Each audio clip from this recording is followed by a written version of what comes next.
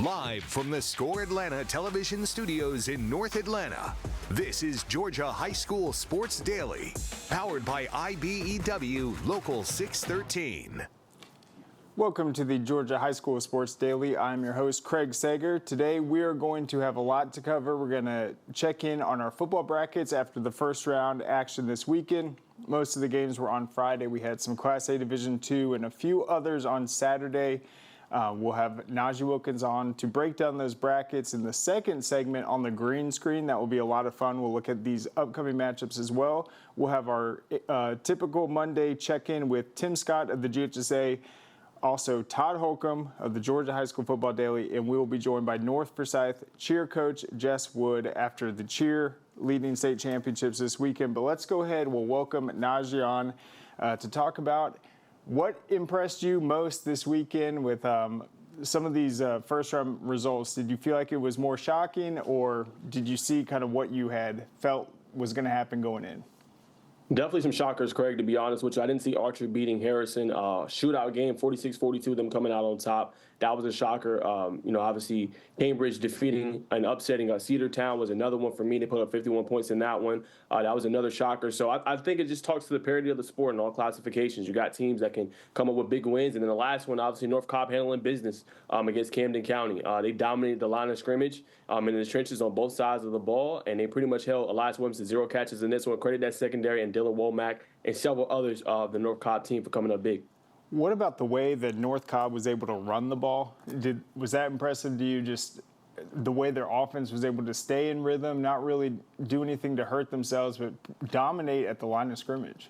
They got some guys on that offensive line, and one is Brandon Anderson. He's committed to Tennessee, so he's another one that's really good for them. But when you got a true freshman that went off the way he did, I think he has close to a 1,000-yard season. I mean, he's very special, to be honest with you. So not too surprised with that, with just the guys that got on the offensive line, but was surprised he was able to run it up that much. Yeah, and he, of course, was our MVP of the game, Nick Grimstead, offensive player of the game. I just thought North Cobb looked so experienced, and you could tell that they are senior-led. I thought Nick Grimstead played very comfortable. They were just in control the whole time. They looked like they were in top form. So that was a huge win, but they will obviously have another tough one. But let's go ahead. We'll get started. We have a lot of fast break headlines to get to. Starting with this one, it broke over the weekend. Carrollton quarterback Julian Lewis has decommitted from USC. We will get to watch him play this Friday against Valdosta. This is a pretty big headline, and it comes at an intriguing time. Obviously, he went on the unofficial visit to Georgia recently. He's also been very involved up at Colorado, which when I saw that, I was like, that's something that might get Dion to stay if Juju is able to take over quarterback there. And what I'll say about Juju, it's an interesting situation with him this season. In terms of his career numbers and where he stands in the all-time great list, he's the fastest quarterback in state history to 10,000 yards. He's had the best 3-year run. But him reclassifying with all these talented quarterbacks that are already in the state, I feel like if he would have had one more varsity season, he'd probably be number one in the country next year. But reclassifying was a little tough for him. I thought he's handled this year pretty well. He's been outstanding. And now it's going to be a lot of questions on where he's going to end up going. Is he going to go to Colorado? We've heard a lot of news about that. We've seen him express interest in Indiana. Of course, Georgia is going to be involved. What do you think, just real quick on this situation, do you think it's a beneficial thing for Juju, just the way he's playing, to open up his options one more time? Yeah, 100%. He's a 5-star quarterback, number 2 player, I think, according to ESPN. In their rankings, it all comes down to the flip yesterday. Husan Longstreet flipped from Texas A&M to USC, which pretty much kind of prompted Juju to officially decommit. So him opening it up, it's going to be interesting to kind of see. I mean, you could say maybe Georgia's in play. I don't know how aggressive they're going to be. He was recently there on the visit. But the two teams is just like you said, Indiana and Colorado. And I really think it's going to be Colorado, if I had to say at the end of the day. He just fits the Bolts culture and what they're trying to do. They already have like a photo where he's like Shador's handing the keys, basically, obviously, to Juju Lewis. I don't think Dion's going anywhere. Humbly, I know there's been reports about him going to NFL. I don't think he leaves. And then you got your quarterback for the next 3 to 4 years. And Juju wants to play early and often. And he's going to have that. And one thing Deion's not shy about is playing guys early. You look at Clash Cleveland on the offensive line, Jordan Seaton, the true freshman Michael Welch, who was formerly here in Georgia. They got guys all over the field that are young and playing. Draylon Miller, true freshman, just had a big game, 6 catches over 100-plus yards. So when you have that coming in and you got the talent that they got at receiver, one of the best wide receiver trios, I think, in the country, it looks good for Juju. Yeah, and I'm excited to see Juju at the college level because I feel like he's had such a big spotlight on him in high school. His commitments and recruitment has been such a news story. I feel like once he gets to that next level, we'll really see him be challenged as a leader, and I mean he'll be a huge face in college football. So that'll be exciting. I can't wait to see him play this week. But Najee, let's talk about some of the biggest upsets with headline number 2. It's a great ball game this last Friday. 100%. Cambridge upset Cedartown in the first round of the state playoffs. They rallied from 14 down in the fourth quarter to defeat Cedartown. When the game was tied 44-44 with less than 2 minutes remaining, Weston Taylor threw a touchdown pass to Joshua Oberlin to give the visiting Bears the lead. Cedartown got the ball on the ensuing drive. Cameron Prody intercepted the pass to seal the victory for Cambridge. Cedartown led 21-17 at half, but were outscored 34-23 in the second half. A key note that nobody knows about this one, they got an onside kick that really changed the game and allowed them to go up. Then I believe they hit Hudson Cochera on the play as well, being able to get him for a touchdown. So it was a big-time game for Cambridge. I knew this offense could score and score well. My concern was defensively they could get enough stops, but they were able to do it. And they was able to kind of come back in this one, and just the aggressiveness of Coach Tyler Jones going in there with no scare mentality and having full confidence in this team really made the difference. Yeah, and if they can play from behind like that, that's dangerous in the playoffs. And even with that onside kick and the situation they were in, they still had time at the end. They obviously went into overtime with a ton of momentum. Very impressive victory for Cambridge. I thought that was huge. All right, another stunner. Headline 3, Archer stuns number 1 Harrison on the road in the first round of the playoffs, 46-42. It provided a season highlight for the young Tigers, who have battled through a tough season filled with cancellations, rescheduling because of the many disruptions this year. Coach Dante Williams said, "We had a great week of preparation. We talked about it all week and how it's been tough sledding for us this year. We've played top 25 teams throughout the season. We knew going into this season we were young, and every week's been a learning lesson, and we are just growing. We don't practice like a 3-7 team. We go hard. We show up. We come in at 6 a.m., film, and we don't blink an eye." So definitely a great result for Archer. Xavier Hill from Harrison had 430 all-purpose yards, but they were able to win the shootout, produce some turnovers, and get the win. So congratulations to Archer, one of the 4 seeds that was able to get past a top seed this week. All right, headline 3, we're going to go to boys basketball. Major recap from this past weekend. Busy weekend of action. You had Central Gwinnett getting a win over St. Pius, 72-70. Black Knights are now 3-2 in the season. Norcross were able to outlast Pebblebrook 80-77 at the On the Radar Hoops Tip-Off Classic. Connor Teasley had 20. Miles Clinton had 19. Jerron Salisbury had 17 in that win. Newton beat Peachtree Ridge 60-58. Malik Rideout led the Lions with 18 points. Wyneborough defeated Mountain View 71-38. Bennett Dooley scored 12 points for the Bears. Micah McMorris and Dalen Wilson had 8 points each. Secondary defeated Dunwoody 66-60. KJ Banks led the Jaguars with 17 points, and Tony Wells was right behind with his 15 and 7 boards. Butler defeated Shiloh 48-37 in their win on Saturday. Sean Alessia scored 10 for the Generals. GAC defeated Trinity Christian 77-62. Vin Wynn had 19 points, 6 boards, and 2 assists. Mikey Carpenter had 18 points and 8 rebounds and 4 assists in that win. All right, real quick, let's talk about the cheerleading state championships this weekend at Macon. First-time champions and Mount Perrin. The dynasty continued. In Class 6A, North Forsyth took it over second place Hillgrove, third place Mill Creek, and fourth place North Paulding. Class 5A went to McIntosh. They topped Houston County. Class 4A, Cartersville won the state title. Cambridge finished second. In Class 3A, Cherokee Bluff. Class 2A, Pierce County. Class A private, Mount Perrin won once again. And then Class A Division I, Bremen. Class A Division II, Lake Oconee Academy. And then the co-ed was South Forsyth. They topped Walton. Bremen entered the Class A Division I competition, winning its first championship since 2006. And after finishing ahead of Gordon Lee, Vidalia, and Toombs County, the Blue Devils are title holders once again. That's one of the classifications that opened up in the latest shuffling. Cartersville finished the season with a victory in the Class 4A competition to secure its 4th championship and first since 2018. South Forsyth won the co-ed competition to secure its 10th state title and first since 2021. The War Eagles won championships from 1996 to 1999, again in 2001, 2002, 17, 20, and 21.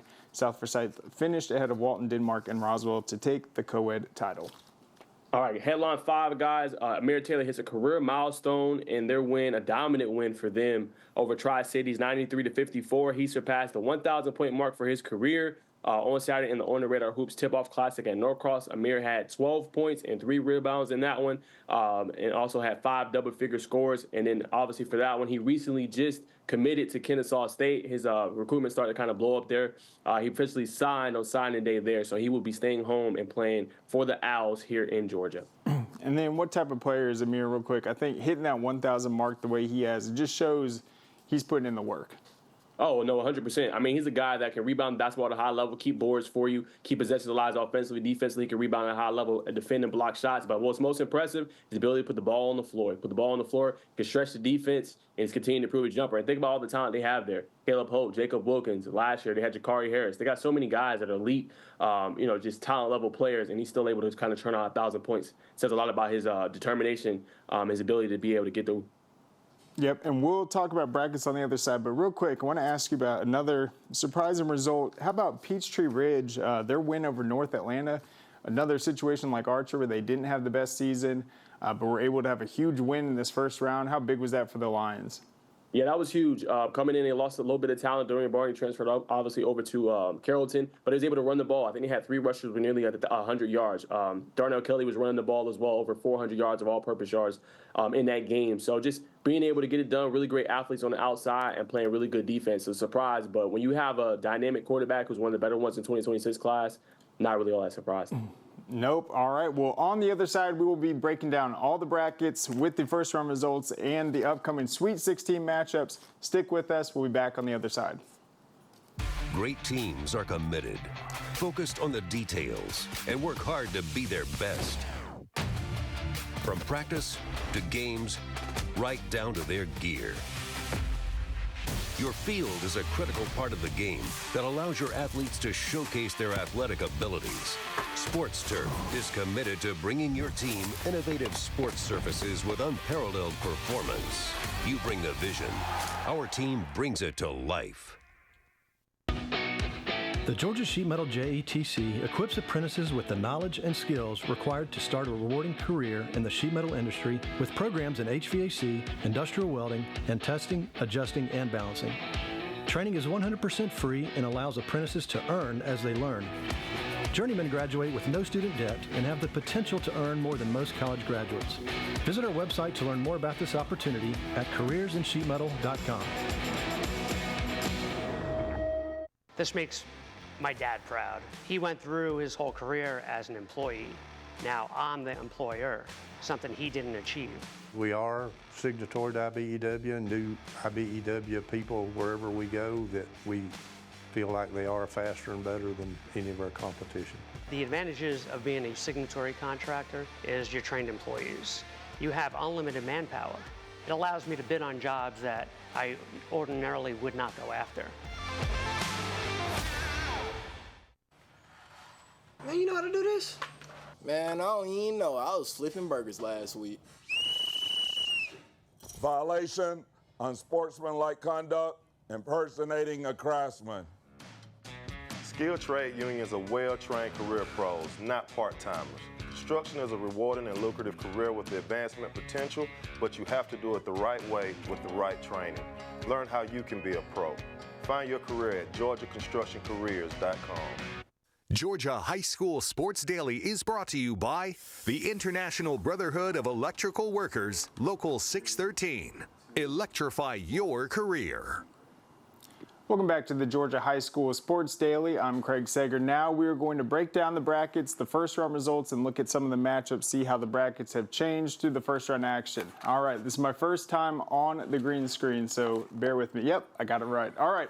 So in the top left, right there, I actually predicted a Lambert win over Norcross. Norcross was able to handle business right there. Colquitt County, the top seed from Region 1, they beat Wheeler. Collins Hill looked good, and then Grayson, they absolutely cruised past Pebblebrook. I want to bring Najee on real quick just to talk about this top left of the bracket, and if he thinks we're just on pace for this Grayson-Colquitt County matchup, or if Collins Hill is going to be able to take down Colquitt this weekend.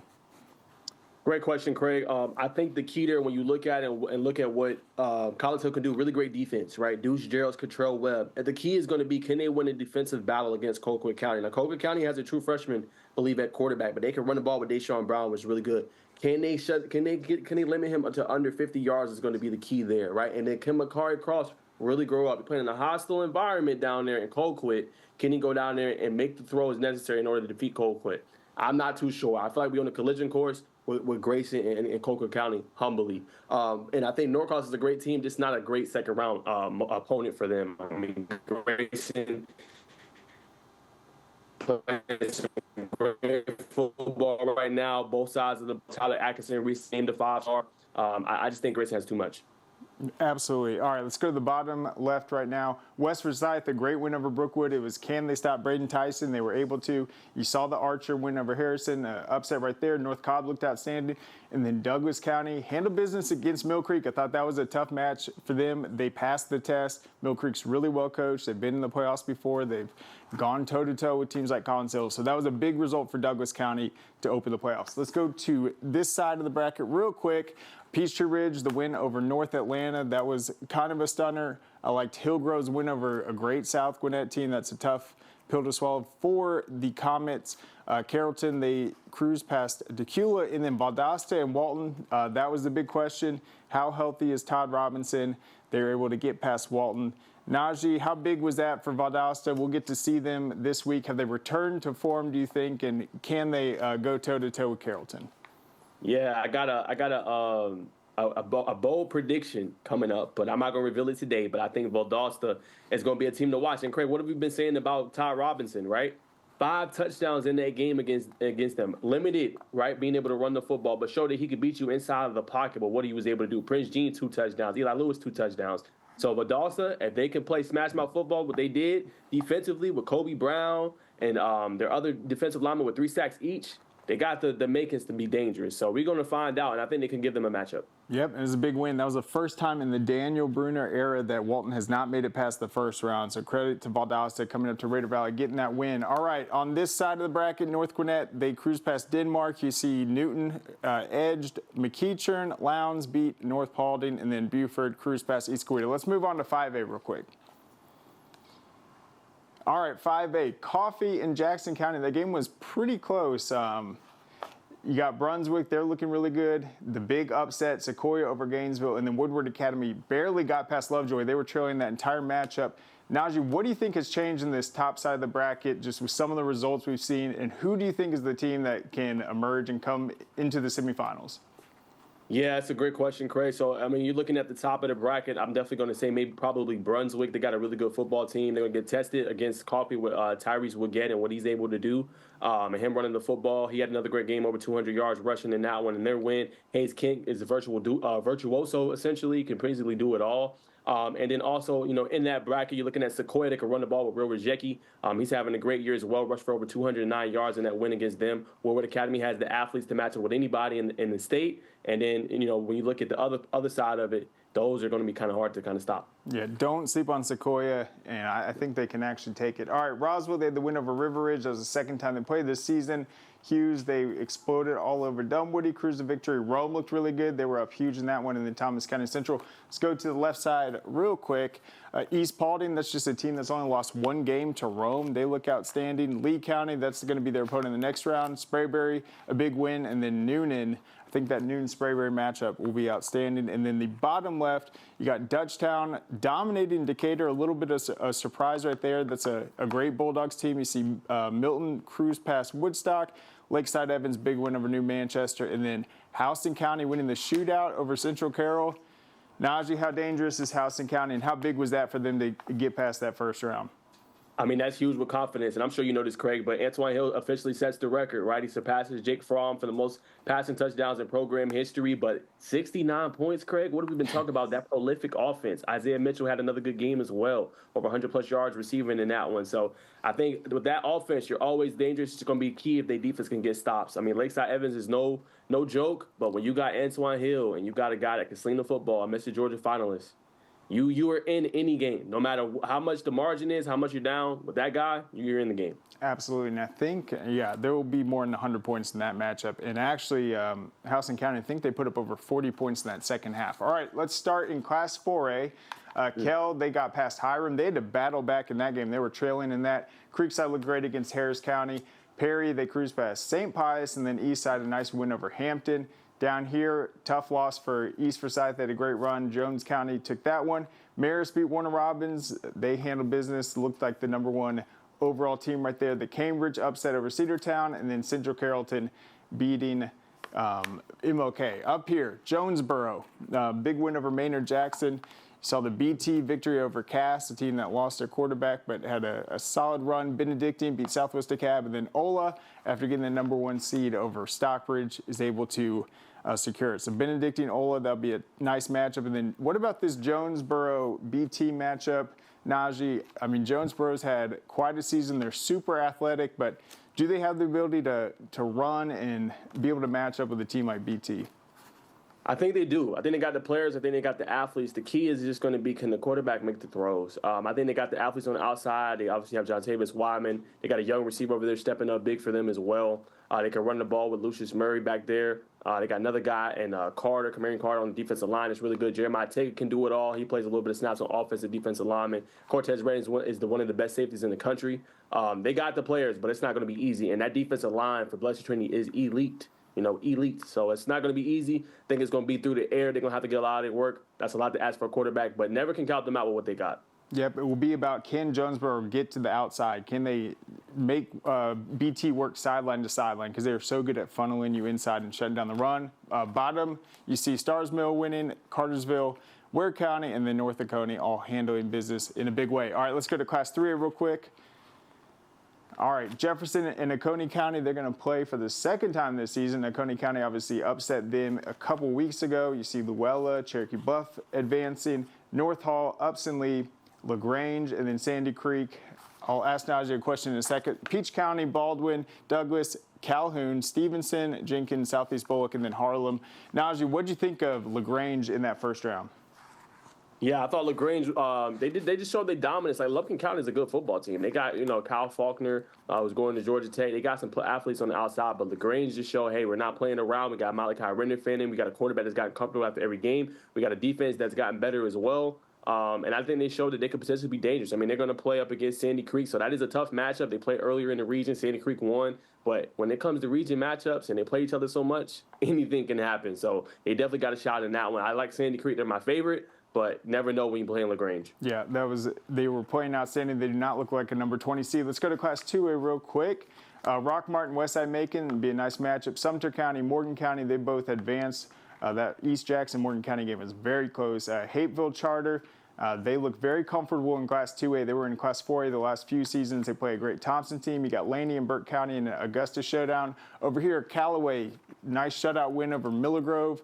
Stevens County beat North Murray. Carver, Atlanta, and Appling will square off. Then Columbia, Pierce County, Ringgold, and Carver. Real quick, that Appling County, Crisp County, I think that was a rematch of the regular season. It was lopsided, but a lot closer. I think that just shows how good that Crisp County, Appling County region is, of course, with Pierce County. Let's go to Class A Division I real quick. You see in this one, Buckley County, as one of the highest seeds, they're able to beat a number 5 seed pretty handedly, 41-16. They'll play Fitzgerald coming up. Got Dodge County and Worth County. Over on this side, Heard County. Elbert County beat Gordon Lee. Commerce is going to play Toombs County. Be a big-time matchup. I picked Commerce to win it also. I'll be put to the test that week. Thomasville and Temple. Temple's having its best season in school history. That was their first ever home playoff win. You got Jasper County and then Dublin. Dublin looks very dangerous in Class A Division I. Let's go to 2 real quick. Irwin County defeated Greene County. There was actually a top 10 matchup. Very impressive result for them. On the bottom, you got Bowden and Metter, Clinch County and Johnson County. Other side, Brooks County, they defeated Washington Wilkes. I think they look very dangerous. You got Manchester playing Wilcox, and then Mitchell and Lincoln County. Let's go to Class A 3A private real quick. There weren't that many matchups. Thought there were some big results though. Savannah Country Day beating Mount Vernon was huge. Mount Vernon was huge for them. The Whitfield Academy, North Cobb Christian was already set. You had Providence Christian winning their first ever playoff game, an upset over Landmark Christian. Mount Perrin beat GAC. That was actually the only pick I got wrong last week. I was 7 of 8. You got Athens Academy squaring off with Aquinas, their win over Holy Innocents. Lovett is going to play Hebron Christian, Christian Heritage against Wesleyan, and then Kingsridge against Fellowship. Wesleyan looked good in their win over Mount Pisgah. And then the Kingsridge win over Darlington was very interesting. Kingsridge had never beaten Darlington before. They were 0-6 all time, and they came out and just dominated them. A great result for Kingsridge. But that is it for the brackets. We'll be back on the other side with our guest, Tim Scott.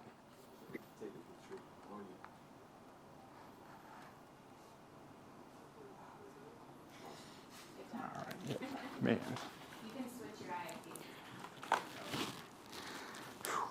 First time on the green screen, that was impressive. This is tough. That was funny when I was.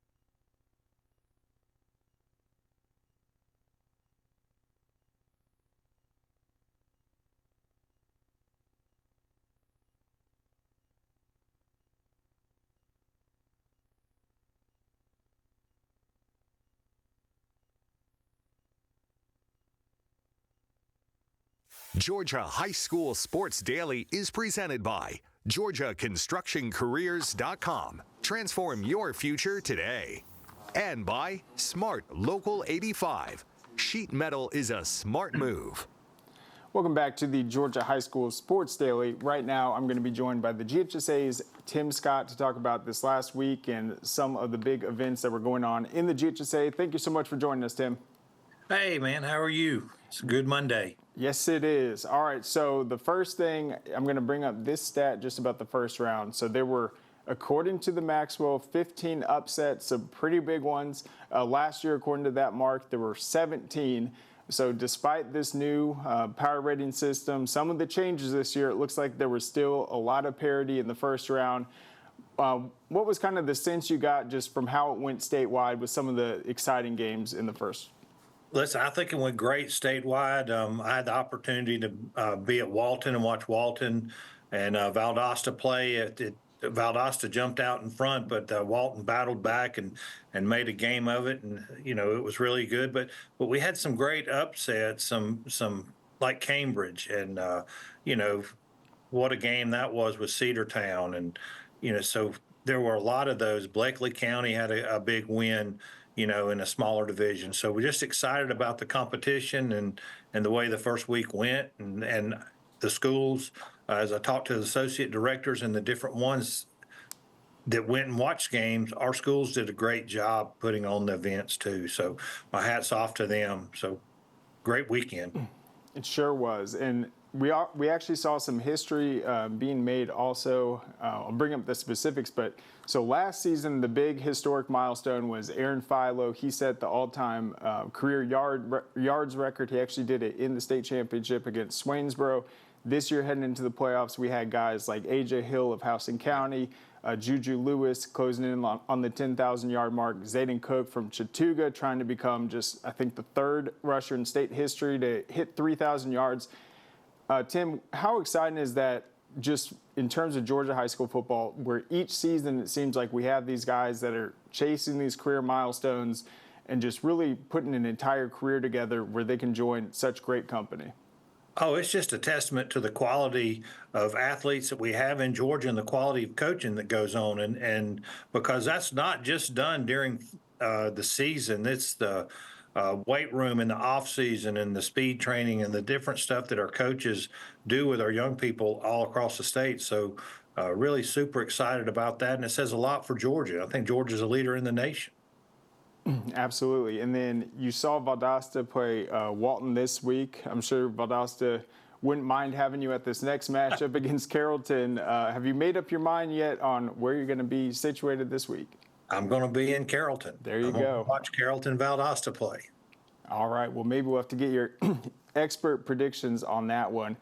In terms of Carrollton, obviously Valdosta is such a historic program, but they're number one right now. They seem to be cruising. They've got an unbelievable environment and stadium. What's impressed you just about what you've seen from the Trojans maybe this season and kind of what they're doing to lead Class 6A? Well, listen, they're just a well-coached team, and they play as a team. And so that's, their coaches do a great job. It's a culture thing there in Carrollton, and anytime you get to watch them play, they're gonna do a good job. But as it showed this past weekend, anything can happen at any time. That's why you play the game.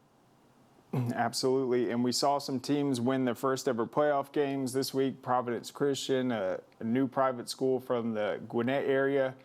How big is it for teams that maybe might not have the best record this season? They're 2-8, 3-7, but to be able to get that playoff win and kind of turn their season around. I mean, how exciting is that to see teams like that earn that playoff victory?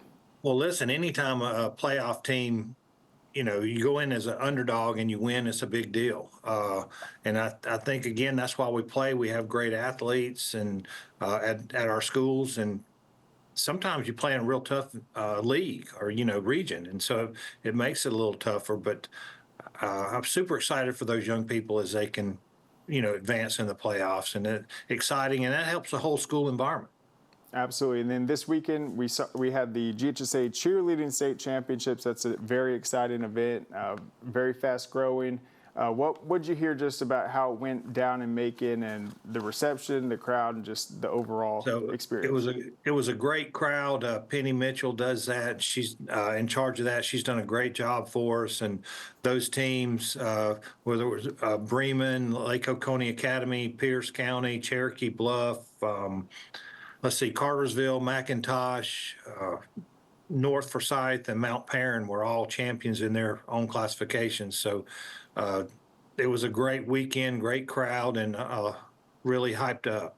Yeah, and I feel like in that sport, we're having more schools that have the facilities to host some of these major events in the regular season, and I feel like the more great kind of showcases or invitationals you have in the regular season, the more meets that these girls are able to go to, kind of the better the championships are going to be.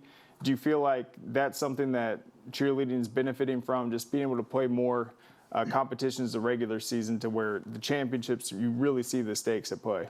Well, I'm gonna tell you, I think that plays a big part. But these are athletes now. Some of the stuff and stunts that they do are just truly amazing, and so they're really good athletes that are out there on the mat as well. Yep. And then what is up next for you just in terms of fall sport?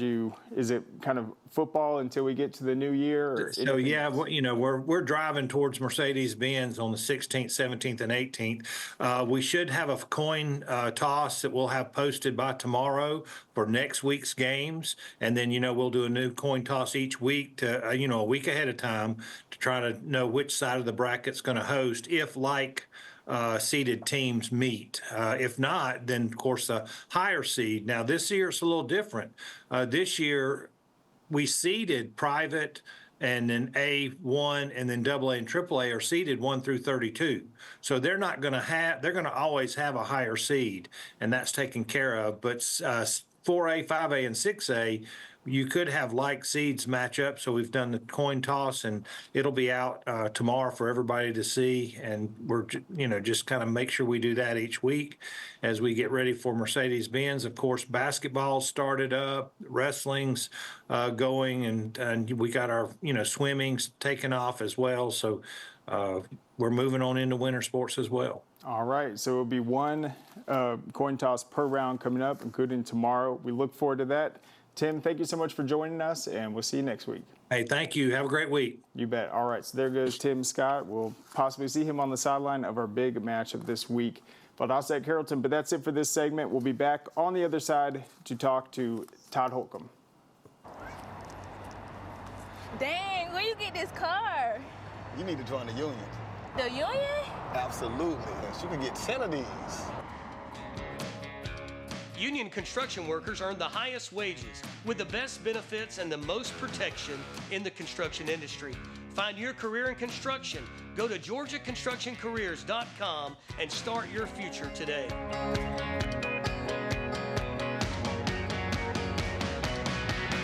A journeyman with Local 85, when you turn out, you can be hitting 6 figures. Hey, I have your back, you have my back. We're gonna do this together. We're one for all for one. College just wasn't for me. Let's look into actual career jobs that wouldn't take college, where I wouldn't, lose money and all that. Instead of losing a lot more money at the end, why not make money and make more money at the end?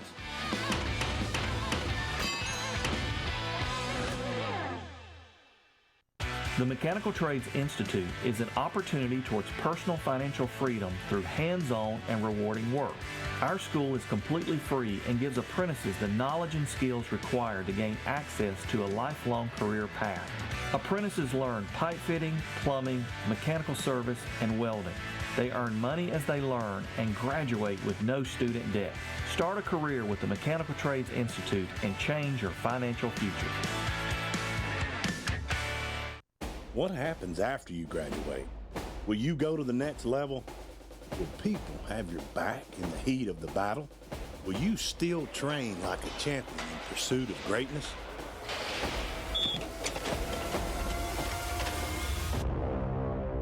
You will when you become an IBEW electrician.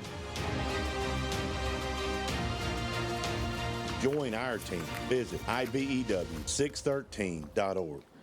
Welcome back to the Georgia High School Sports Daily. I'm your host, Craig Sager. We are joined now by Todd Holcomb to talk about his newsletter this week. We'll recap some of the first-round results and look ahead at some of the big-time matchups. Todd, thanks for joining us. How's it going? Pretty good. Thanks for having me again. You bet. So one of the things you do each Monday, you always look for the top performances, maybe the best overall game in the state. What are some of the results that really stood out to you, or maybe some of the better games we saw in that first round?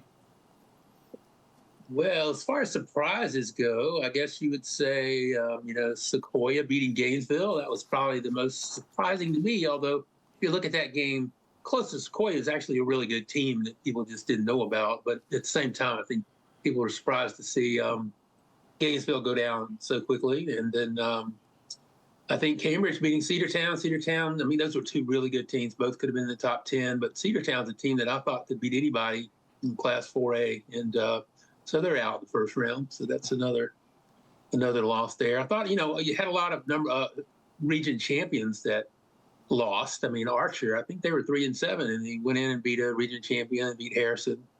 So, that one was another one like that.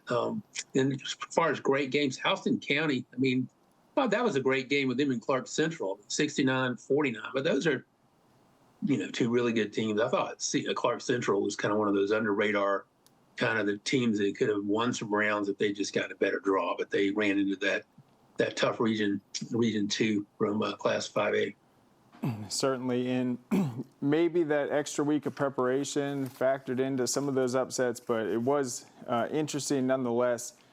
In terms of the Sequoia win over Gainesville, I think, Gainesville was favored by 13. I think they might have had some injuries, but when you see teams that you're used to seeing make deep runs, lose in the first round, it's always a pretty shocking. I feel like that's more shocking than even the Peachtree Ridge North Atlanta. North Atlanta is a great team, but typically we haven't seen them make that deep run. But to beat Gainesville, that was huge for the Chiefs.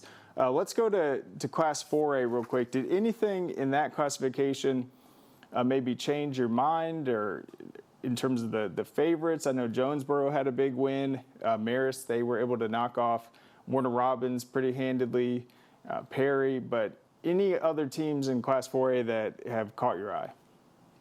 Well, 4A, I've always felt like that is the deepest classification of all 8 of them. What I mean by that is you have teams like Cambridge that aren't even ranked, and they can beat Cedartown, has a really great team, and it's not a huge surprise because they're just teams outside of the top 10 and they're good. Jones County is another one of those kind of teams who, you got teams on the borderline of even being ranked that are awfully good and wouldn't be surprising if they made runs, like Ware County or Benedictine. I don't know if I have a favorite there. I mean, Marist is really impressive because they graduated, they didn't bring many people back. So they're just winning on tradition, good coaching, and like they always do, people waiting their turns. I mean, they handled Warner Robins pretty well. They were way up in that game early. I mean, so 47-25, I mean, it could have been, a wider margin than that. So they're awfully impressive. I don't know. I've always thought Blessed Trinity might be the best team, especially if they can get a little offense going. They have a great defense. And they've been solid every game. So they might be my favorite, but I don't know. Yeah, they look very sound. They've been probably the best run-stopping teams. They actually had a big win over Cambridge. Cambridge had lost 2 in a row. They lost to Kell, lost to BT, and that's why I feel like their turnaround beating a team like Cedartown. The big question for that one for me was, can they match up with them physically? But it looked like Coach Jones just had a great game plan. Weston Taylor, the quarterback, was hitting his targets, and Cambridge has really adapted this season, typically a run team that now is able to pass like that with the new coordinator. What do you think of the North Cobb win over Camden County, if you got to see any of that, but just the way they controlled that game, team that's trying to get over the hump but have had some really tough playoff losses, the one to Roswell a few years ago. Last year, I think it was to Collins Hill. But for them to still be undefeated and play the way they did, how dangerous are them if they can stay at home and try to make this run?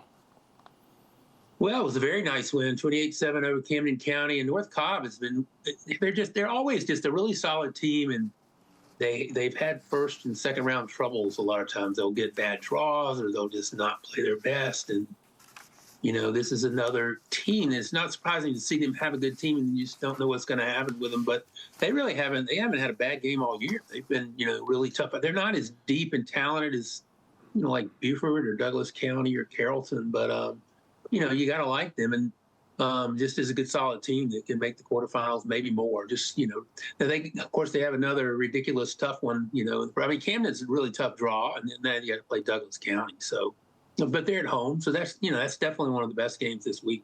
Yep, and I was impressed with their defense. No one has been able to slow down at Camden like that, especially guarding Elias Williams. Held him to 0 catches. Pretty incredible. I want to talk to you about this week's Flag Football Player of the Week.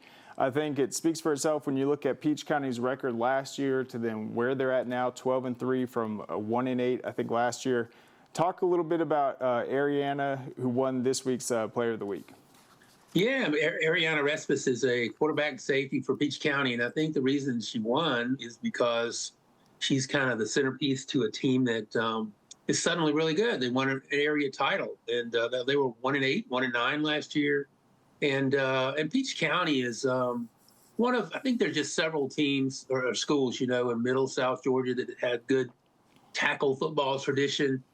Really didn't really start the flag football as quickly or get it going like some of the Metro Atlanta schools.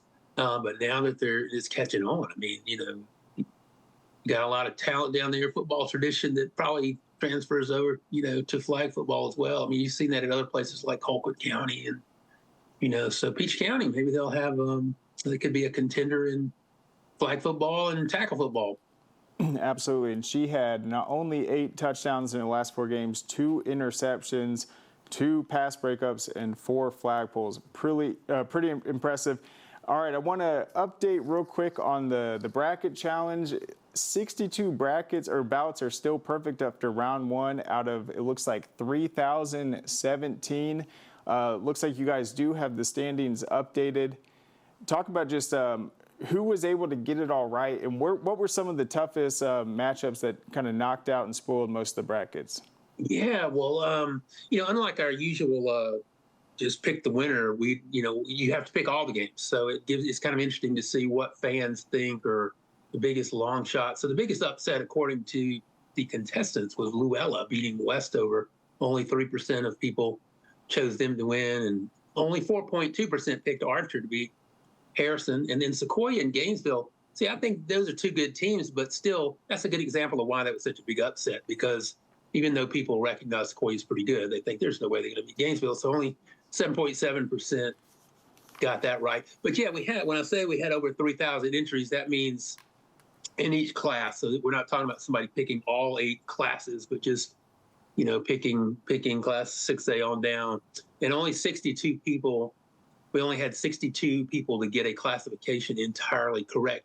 And I might add, and you probably know this, you're one of the 62, because you got class 2A, you were 16 for 16.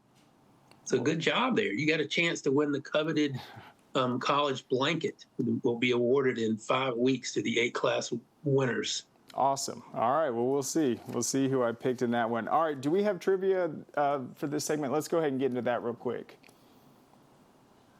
All right, do we have the graphic? All right, Friday's question. Chattooga's Braden Cook, I think it was actually Zayden Cook, had rushed for 2,735 yards this season, could have broken 3,000 in the playoffs.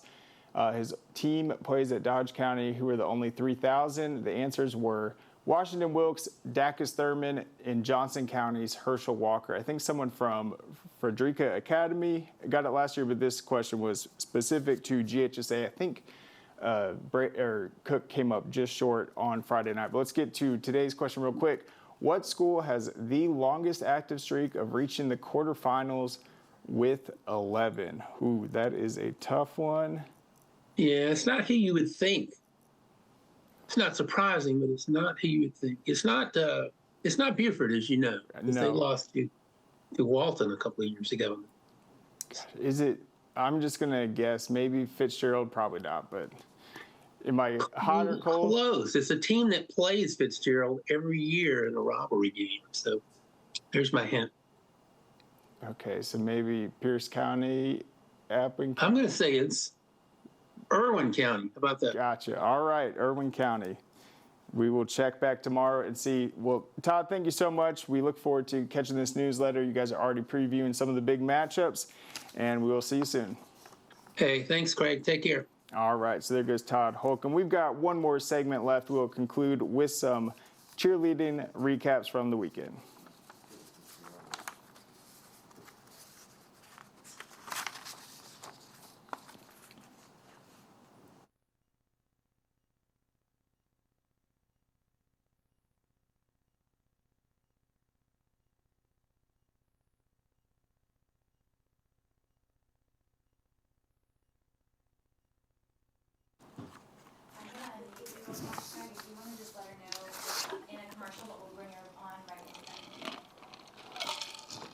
All right.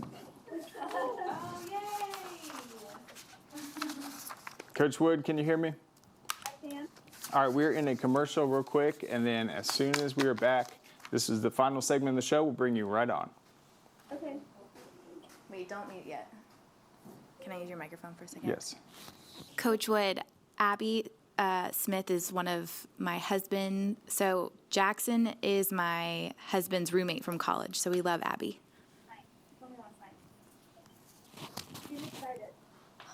Jessica, could you hear that? Yeah. Okay. It's a little quiet. It is. We're quiet. Well, can you hear me loud and clear? I can. Okay. Yeah, it's a little quiet in my ear, but. Here,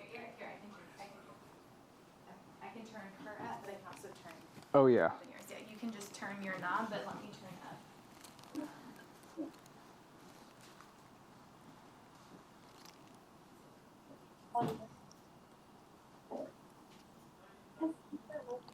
Yeah.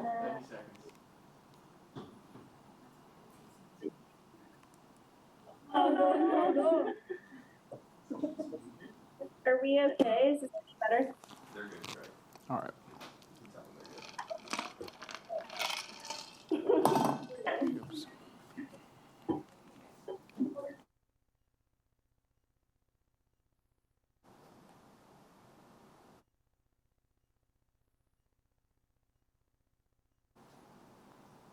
Craig, if you want to tell them 1 minute.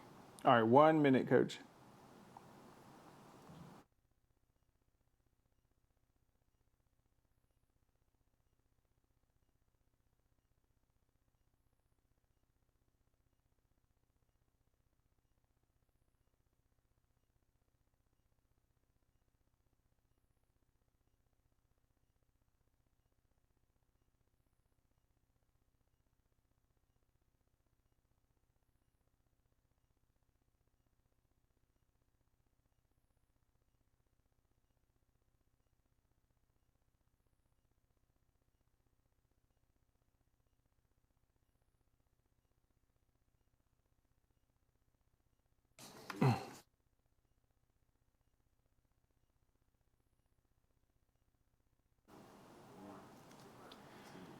All right, welcome back to the Georgia High School Sports Daily. Right now, we are joined by North Forsyth cheer coach Jessica Wood to talk about this week's state championship clinching victory. Looks like you have the whole team there. Congratulations, first of all.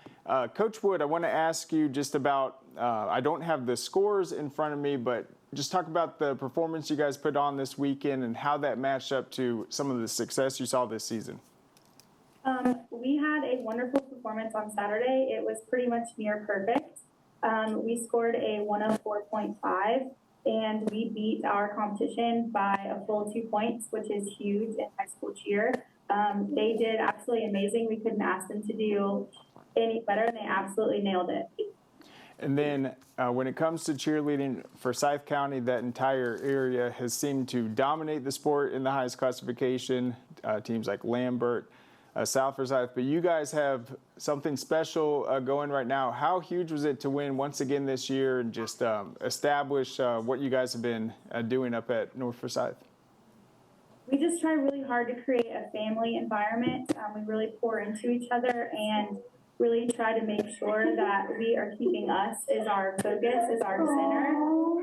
And we really just wanted that to showcase on the floor with how much we put into our practices, how much we put into making sure that we could look absolutely perfect. And we just felt like that really came through on the mat, and we did it together as a family. And then were there any differences between this year's routine compared to last year? You have a different roster. Just talk about how this year challenged you guys. As far as our roster goes, we only had 2 brand new kids to our floor out of our 16. So we had a really good chance. We knew we had a really good chance to do this again, but we knew it was going to be tough.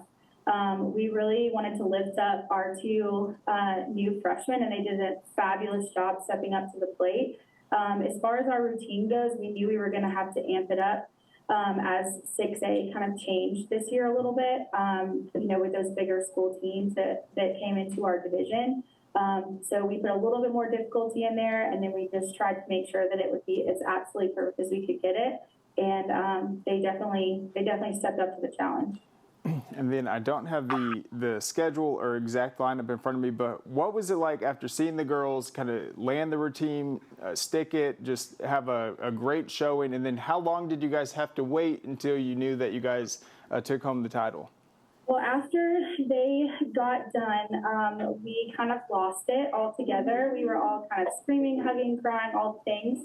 And then we waited, I would say, 30 minutes to an hour before we had awards. But I think we were all pretty confident in ourselves and our routine going into awards. But at that point, we just, not that we don't love the outcome, we really loved the feeling that we came off on the floor being satisfied and knowing that we did absolutely everything that we can. And then, of course, the result is just the cherry on top. And then what set your team apart this year, just being able to come out on top? Just talk about some of the things that makes this year's team special.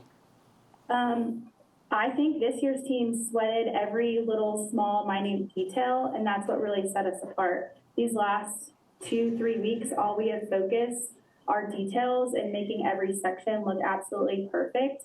So I think them sweating the small stuff really made sure that we would come out on top. And then who were some of your maybe leaders or experienced captains that you relied on this year just to lead at practice and keep you guys focused? Well, they all kind of lead in different ways, but we actually have a very large senior class. I have 7 seniors on our team out of 16.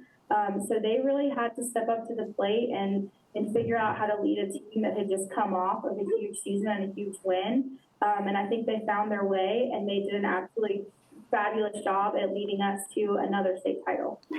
And then I see you guys got the 2 trophies right there. I'm assuming one's from last year, one's from this year. Is that right? This is our region championship trophy that we got this year, and then this is our brand new state title trophy that we just won. All right, and so you guys have a nice wall going on right there, a shelf dedicated to you guys? Yes, we are hoping that that's what we get, yes. Fantastic. And then what's next? Are you guys going to have maybe an end of the season ceremony just to reflect and just kind of celebrate what you guys were able to accomplish this year? Absolutely. They get fitted and design a ring tomorrow. And then we start planning our end of season banquet and ring ceremony just to make sure that we are showcasing and celebrating this amazing season that they had. And then what is up next just for the future of the program? When do you guys get back to work? How much time off do you guys get? We don't take a lot of time off. I give them pretty much the month of December, and then they start back in the gym in January, really focusing on how to get better and bringing those new kids in and get them acclimated to our process, and then we try out again in February.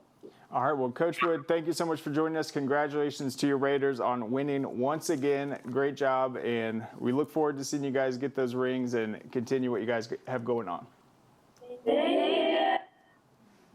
Go Raiders. All right, so you can go to scoreatl.com. We got the full coverage from this weekend. Very exciting, a great sport, and it is so tough in that highest classification with all those great powerhouses. North Forsyth winning back-to-back is a huge accomplishment. All right, this week our game is going to be a big one. You saw the news with Juju Lewis. Lots of people will be tuning in now that his recruiting is open. We'll see one of the best to ever do it, Juju Lewis, going up against a Valdosta team that just knocked off Walton last week. Todd Robinson, one of the best athletes at the quarterback position, should be outstanding. I think it's going to be one of the biggest broadcasts we have ever had. So tune in for that. We got more playoff action coming up, and we'll be back tomorrow with another episode of the Georgia High School Sports Daily. Power off on this? I don't know. Just take it off. Safety violation, unsafe work conditions. In the construction trades unions, safety is our highest priority, and we train you to recognize and speak out on unsafe working conditions so that everyone arrives and goes home safely. Learn about careers in construction at georgiaconstructioncareers.com. Beginning the morning you opened your eyes, we spent every waking moment preparing you for the day you'd leave our nest. Whether it's driving to practice or helping with homework, it's all prepared you for, what am I going to be when I grow up? Will you be ready? After much thought, I made my decision to take my talents to the IBEW Local 613. The International Brotherhood of Electrical Workers is not simply a job, it's a career. Visit IBEW613.org to begin a new future today. Are you interested in becoming a deputy or a jailer? The Gwinnett County Sheriff's Office is hiring and looking for individuals passionate about protecting and serving their community. If you are 18 years or older, join our team by visiting GoGCSO.com for more information. Gwinnett County, together, we can make a difference.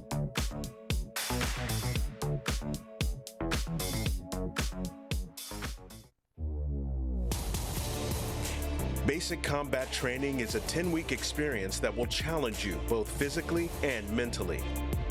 Each phase of your training will introduce you to new soldier skills, building and advancing them along the way. You and your fellow soldiers will work as a team to accomplish each mission, overcome each obstacle, and earn the right to wear the black beret of an Army National Guard soldier.